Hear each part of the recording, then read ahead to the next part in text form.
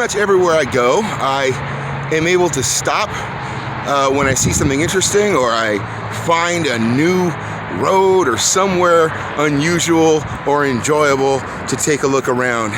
And I'm at one of those places today, a place full of history, full of sound, obviously, but a land that tells quite a story. This exit here, Cleghorn Road, right off of Interstate 15, near Mormon Rocks and Lake Silverwood. Today we're going to explore and learn quite a bit about the history of this really important and historic link to inland Southern California.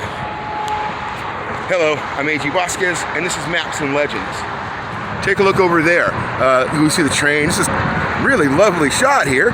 You can see the current history with the road, the past of the train, and then the deeper history of those unusual, they're sandstone, I believe, and I climbed on Mormon Rocks, and I believe they're sandstone. But it's an important link because here, right through here, the Pacific Crest Trail crosses, and it's important to us because the California Coast Desert Trail will cross right through here. It'll come along the San Gabriel Mountains, which are on the other side of Cajon Pass, and the San Bernardino Mountains. The Cajon Pass divides those two mountain ranges. The trail here is 2N47. It's a really wonderful and very rugged road. I've been on it before. It goes all the way up and it follows Cleghorn Ridge, and you can check out Cleghorn Mountain. And we're standing on Cleghorn Road, and you might be wondering, what's a Cleghorn? I wondered that myself. Matthew Cleghorn was a speculator who came out in the 19th century, and he literally leased or bought the entire mountainside out here and used it to harvest timber. So Cleghorn and others like him came and they bought up these huge areas and began doing extractive industries that really upset the balance of the people that lived here for generations, in some cases thousands of years. The people who lived out here, and in this particular area, we're talking about the Serrano. From what's been told to me by my Serrano advisor and elder, Ernest Siva, and other, it correlates, I guess, with other elders who I've spoken to over the years, is, you know, when you live with the land, Mother Earth, you can extract things from it, but you always have to put back and make sure things are, the term is for the seventh generation. That's 7 generations after you need to be able to use the land in a positive and renewable way, versus a more modern way, which is a whole different philosophy of life. Matthew Cleghorn and his kind, and I'm not talking about color, I'm talking about the mentality and rationale of people that came out here and said, hey, I'm going to buy this, it's mine to own, it's mine to use however I want, and I'm going to strip it clean of timber, and then I'm going to sell it to someone else, or my relatives are going to give it away down. I don't really care because I'll probably be dead. Well, that really is counter to the whole 7th generation philosophy. So Matthew Cleghorn came out, bought the land, and eventually it became this off-road trail, and it's an open space mountain area. So here I am, where Matthew Cleghorn did all this extraction. What's underneath that? What's beneath the name Cleghorn Road and Cleghorn Mountain and Cleghorn Ridge? I'm standing on the banks of what is now known as Lytle Creek. Lytle Creek runs down through San Bernardino Valley, but up here in the Cajon Pass, you can still see some vestiges of what has not been covered over by concrete, not been paved over, and not been otherwise taken away from any kind of, I guess, natural context. Captain Lytle, who was a Mormon settler, he led the Mormons out here as part of that larger story we were talking about. In the 1800s, the Mormons came out and they settled San Bernardino. And here we are by the beautiful banks of Lytle Creek. And look down in here, it's a gorgeous creek. You come on out here, you know, and you can, and there's not a lot of people out here today, you know, but a lot of times it's really busy higher up in the road. So what's important about this? I mean, look at it. It's a beautiful place. Natural open space, abundant water. Well, before Captain Lytle had this creek renamed in his honor. Before Swarty Swarthout had this road named in his honor. Before Matthew Cleghorn was able to own an entire mountain of people that we've mentioned before, that the Spaniards rechristened Serrano from their original name. According to Elder Ernest Siva, the people called themselves Yuhaviatam, and the place just up the road, their village, was called Amuscoabit. And Amuscoabit, modern day Muscooby Road, down this road from here is named Muscooby. I always wondered why. So it was named after that village up the road from here at the top of the Cajon Pass, right by the 138X. And this is right near where the village of Amuscoabit was located, right about here, looking down the canyon.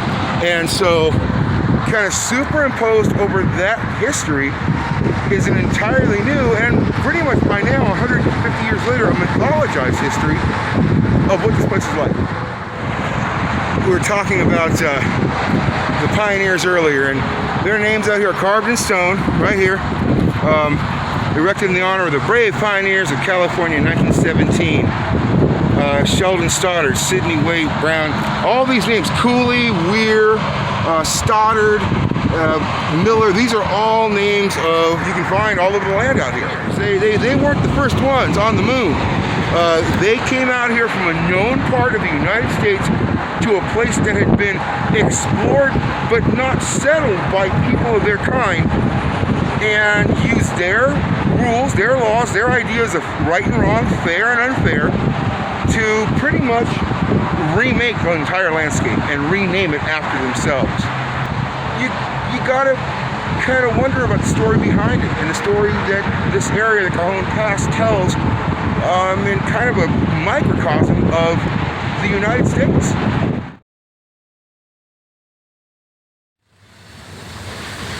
Between the Serrano people and the multitudes of people that came out here and settled this area and essentially pushed the Serrano off their land, this area is a tremendous place of consideration for the future is right here, because we can see it all. We can see it all. We saw it today in just a short drive. You can hear it right behind me. The old rusty trains roaring past. I'm standing alongside the Mother Road, Route 66. And this mythical highway, historic road, has for generations captivated people that have traveled its length and ended up in California, the Golden State, the Dream. You're looking at old Route 66. This was the, I guess, original 2-lane blacktop, and over there is new Route 66. And so, really, you know, when you're driving on it, you're driving on sort of a reproduction of the Mother Road out here. So this is something that was left over. The freeway's literally right above. So take a look from the Blue Cut down here. Just an incredible view of the rock formation all the way going out to Mormon Rocks and the Cajon Pass. So this is just even for a day drive, if you're going to the high desert, or if you're going to Vegas, or if you're coming down to LA, a 10 or 15 minute detour off of Cleghorn Road is going to yield you an amazing amount of history. Let's turn for a moment to our good friends, E. Campus Vitus, because here it is, the Clampers Monument, about telling us about the Blue Cut, where we're at right now, Cajon Pass, and the history of Indian trails first, immigrant routes, railroads, and a superhighway. The Clampers left us with all these wonderful monuments. They tell us a great deal of information. Who built a toll road? How many head of cattle were stolen by Indians and renegade mountain men? It consists of a huge alluvial deposit 2 miles wide, about 5 miles above Du Bois, at this narrow gorge called Lower Narrows. We're kind of here right now. And as I mentioned before, there was a village, Amuscoabit, up the road from here, that this whole area was part of that sort of living area of the Serrano people. But the Clampers tell this really good story about the area. It's quite detailed. It became the logical path for the railroad, which came in 1885, and the route of Old 66. And remember, all the names that we talked about earlier, and you know, all the names on here, Van Dusen and Brown and Swarthout, and all these guys. They were the guys that came out here with I mentioned before, a very different land ethic and idea of what was most important. The highest use of the land was to extract what you could from it and leave for the next generation to worry about it.